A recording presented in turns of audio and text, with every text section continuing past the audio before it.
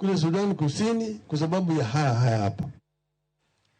Senator Kakamega Boni Khalwale kod mane en gavana makono Wycliffe Oparanya obolo piny pogruok mosebedo e kindgi kendo yie tiyo kanyakla ka ging'iyo yiero maduong' mar 2027.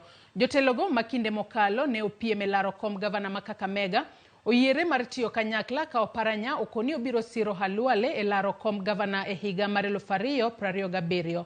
Khalwale mane oyier kod kaka senator gi otiko mar UDA okoni winjruok margi kod Oparanya ma en ja ODM en mar jiwo dongruok ma Kakamega kendo riwo wi oganda makono.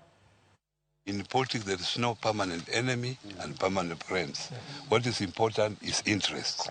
And now he has come here because of the interest of the county and his personal interest.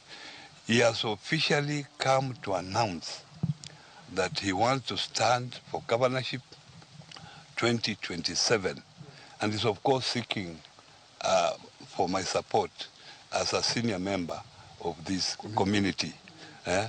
We have discussed at length what he's supposed to do, and the fact that he's in another coalition, I'm in another coalition, we must reach somewhere where we have to reconcile and see the way forward.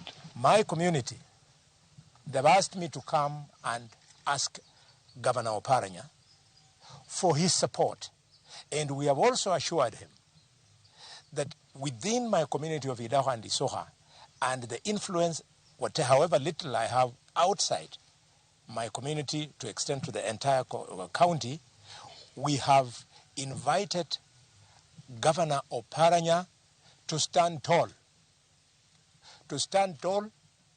and to realize that now he is at the forefront in this county as far as positioning in the national government is concerned. So we are encouraging Governor Oparanya in 2027 not to aim low, to aim high. And we are prepared to support him. We must collectively bring our ideas and our ideologies together and get a common ground which can bring or yield a result for our people in terms of development.